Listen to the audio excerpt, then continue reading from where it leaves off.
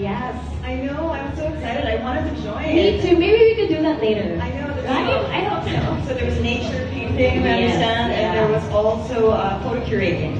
And that's also just what YF is, you know. It wants you to find your passions and help nurture that excellence in your children. And we really hope you enjoy those workshops.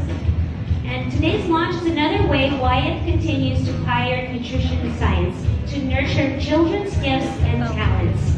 I like this slogan, from farm to formula. In my farm, we say from farm to family. So here in Wyatt, it's the same. It's from farm to formula to family, to the Filipino family. And I love that. And this farm to formula to family develops a gold standard that moms will surely love and appreciate. That's true. So it's going to be a very interesting morning for all of us because we are going to learn about this revolutionary product while also meeting experts from fields of nutrition science and organics who will share their knowledge with us. So let's go on with the show. Yeah. So we're going to leave you to Andy because Andy's the pro here, obviously. So we're going to come on stage first and we'll see you guys later. Okay, we'll see you. We'll see you guys. All right. Hi, guys. Again, I'm Andy. I'm also known as Olivia's mom. I know my name just disappears when people hear Olivia. But anyway, who here is a mom? I know I see a lot of moms. I know your kids are probably in school or at home waiting for you. But you know what? Motherhood is such a wonderful gift. I love everything about being a mom, and sometimes I even miss being pregnant. I know. Maybe soon. But anyway. And when I look at my daughter, sometimes I feel like, how can I love this little girl or this little human being so much that, you know, I just want what's best for her. So whether it's, you know, creating an environment at home that she'll grow up in peacefully, loving, or even choosing the right kind of education, even now I think about her college, where she's going. So I really want what's best for her in whatever opportunity there is. You know, I want her to grow, I want her to develop into that brave and strong human being that's just ready for the world. And when it comes to, you know, looking for what's best, we also talk about nutrition. You know, sometimes as much as processed food and, you know, unhealthy food is so masarap, you know, I stay away from those because I give her what's best. Sometimes, like for example, earlier, on the way driving here, I was already thinking, I said, did I give her enough baon? Did she eat her baon? Is there enough vegetables there? Is there enough fruits? So there's so many ifs when you're a mom, diba? Whether the little things of everyday life, am I giving the right nutrition? Am I giving her the right food? So we have all these questions in our heads. So, and as much as we try to exert, you know, giving them the right vegetables, fruit, balance, sometimes it feels like it's just not enough. So today, there's actually a growing movement that's taking eating to a healthier level, which is called the organic movement. And there's something, you know, when we talk about organic, sometimes I feel like I have this peace of mind that whatever she's eating, it's healthy, it's good for her nutrition, and we're gonna learn all of that right now in our next segment. Thank you, Andy. What is the organic movement all about? Helping us answer this question is Ms. Hindi Weber. Hello again. I'm here to talk about hopefully something that's not too boring for all of you, but it's something very close to my heart, organic food. And that's why it's one of the reasons I'm very proud to be here today, because of this new, wonderful, innovative product of Wyatt, the Promil Organic. So I'd like to introduce Ms. Lailani Limpin, the Director of the Organic Certification Center of the Philippines. I know it as OCCP. And she's one person I like to hold close to my heart because I want to get our farm organic certified as well. We've been around actually for 10 years, but we started as a small backyard farm only because I wanted to grow the best food for my family. It was always about my children. When they started eating solid food, I said, you know, what do I feed them now, right? And I started researching, I started talking to nutritionists. I I attended workshops here and abroad, and I just started. And I didn't even have a green thumb, and I just started. And nature is amazing. It just gives back 1,000-fold. You take care of it a little bit, and the benefits are amazing. So after a while, my friends started ordering from me, and that's how Holy Carabao Farm came up. So it really stemmed from my love for my children and a mother's love for her children. So, but you're important to us because we need to standardize this industry now, especially with so many people pretending to be organic, right? So please. Yes, good morning, Miss Cindy.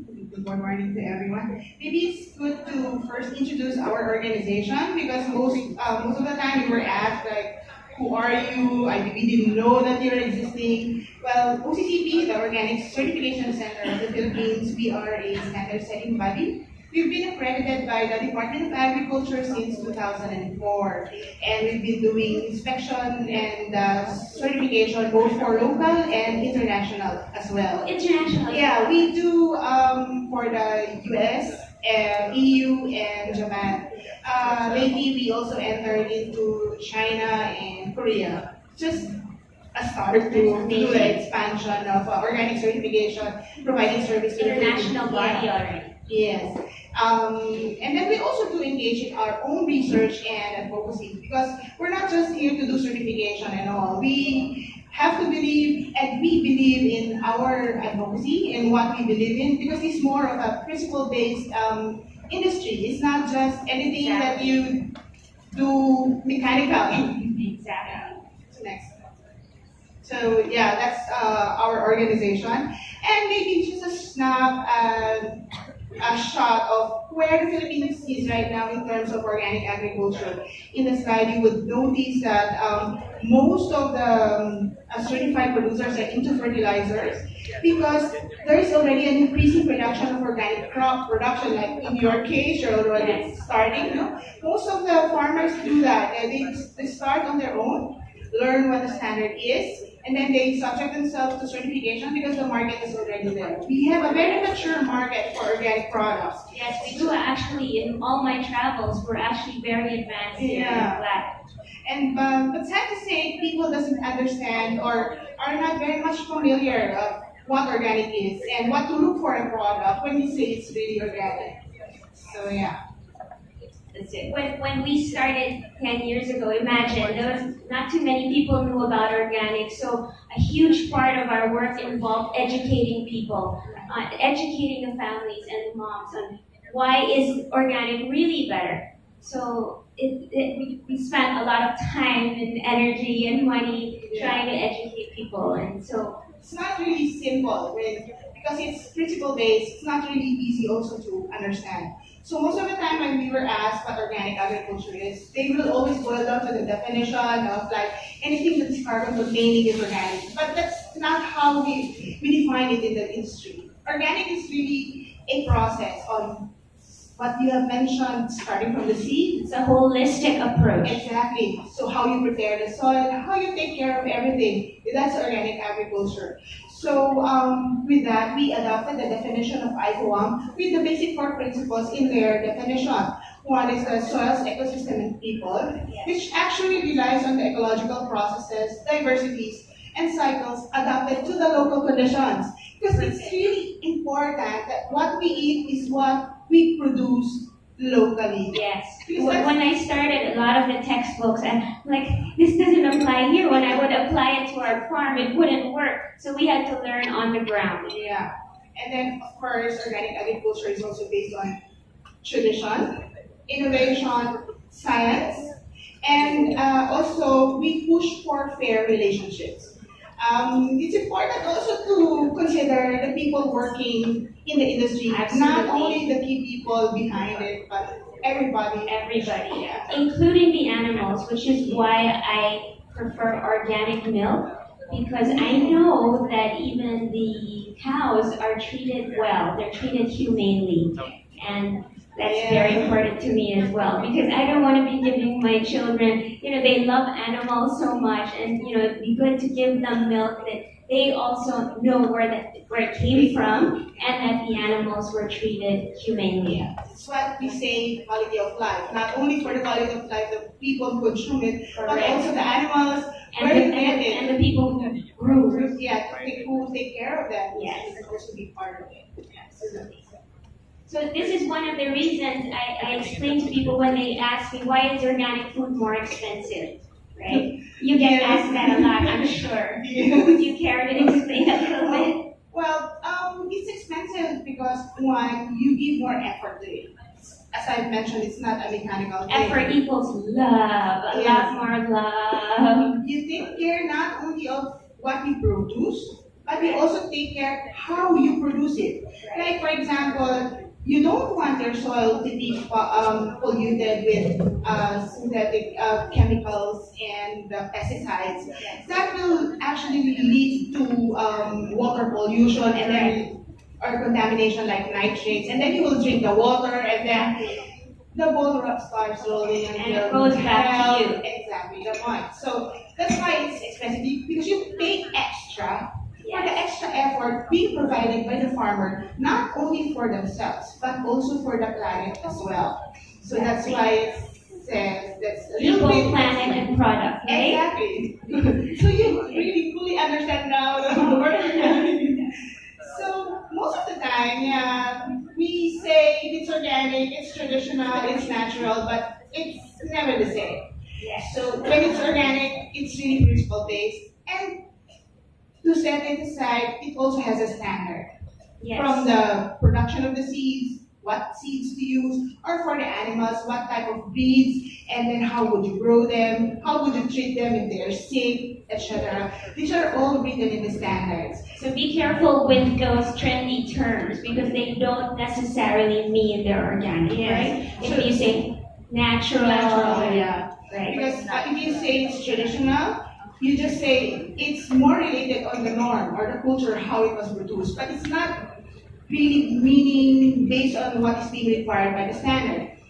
Second, if it's natural, anything that is produced by a living organism can be called natural. Exactly. That's not necessarily good for you. Yeah, because there are certain natural products that we don't accept. Like, for example, a natural protein, which is a pesticide, which is also naturally occurring, is not allowed under organics. So even if you extract it naturally, Correct. then and you sprayed it on your farm, you will not be certified because you see you use a systemic chemical. So these things are part of our research And monitor. Yes, exactly. That's why we need to do the inspection and do Yes. eventually the certification. And this is where science comes in. Exactly. And it works so well, especially it's used in a company like Wyatt's when you use science with nature to make sure, right, that you're you're extracting the best quality product and using it for the benefit of Yes. Yes. Next slide. Yeah. So this is where I would want you to see. I have two to make pictures of tomatoes, which is to the left and the right. I wanted to ask you which one is organic. If I could taste them, I can tell. I can tell. But this one's hard. It's impossible to tell when you're just looking at All right. So maybe we'll see the next slide. Okay, let's check the next Easier slide. for you. Okay, this one, which is organic or not? What do you guys think? Left or right? It's quite obvious. Yeah, the one with the label, of course, is really the one that is organic. So what does this mean? Next slide. It's important for all of us to know that when you buy organic products, you have to make sure that there is a seal. Because the seal will tell you that somebody checked and verified the system and is compliant to the standard. So that's why if people say, oh, you buy a product because this is organic, Yes. it will not hurt them to ask if they are certified or do they have a certificate or do they have a seal for the product. It's very important. Yes. So either you know your farmer personally or you rely on a seal like this. Yeah. Because the farther the product goes, the more you need a third party to verify the claim. Yes. Yeah, because if you know who the producer is, like in your case, they go to your farm, you don't need a certification for that. But if your product goes outside of your farm and you don't know who's handling it, Exactly. and that's where the seal Yes. becomes important. I always look for the seal when I buy products in the supermarkets from farms that I'm not familiar with. So if I know the farmers, that's fine. But in the supermarkets, I always look for the seal. Thank you. So, as an our advocacy, we should buy certified organic products. Next slide. So the next slide is essentially our presentation of the three different slides as marks we have. The green one is the one Wyatt have, which is the at least 95% organic. And then the one in the middle, this is organic in conversion. So made with organic products. So this one you don't usually see because sometimes if the produce or the product is less than 75% organic, they cannot claim it. It's just that it's there stating which of the ingredient is organic. And then the last one is organic in transition. These are for farms who have not fully complied to the standard. It's good that you're giving them a chance as well and Yes. recognizing their efforts to go organic. Exactly, because in other countries they don't have this. Right. Here in the Philippines we have this to give recognition, exactly your point, for the effort that they have done and to add value to what they produce. Because it's not, contrary to what people think, it's not very easy to go organic like that if the soil has already been depleted, Yeah. right? Or it's been used in conventional ways of farming. The soil's so acidic and so dry, so it takes a while to really go back to reviving everything and regenerating the soil. Like we had to do that, so it's very important that you do this. So when you see the seal, that is like, you bow down to that because they went through the gauntlet to get certified. And we're so lucky to have a certifying body like yours. It's already an international body. That's incredible. I have a lot to work on to get certified. Oh, you will get there, I know. Yeah, my heart is in the right place. I'm really gunning for that because I know it's an important seal to have. So thank you. If you have any other questions about organic food, you can just approach us later on. Again, this is Miss Lailani Lipin. Thank you. Thank you, Hindi, for also sharing with us your knowledge and experiences on growing organic.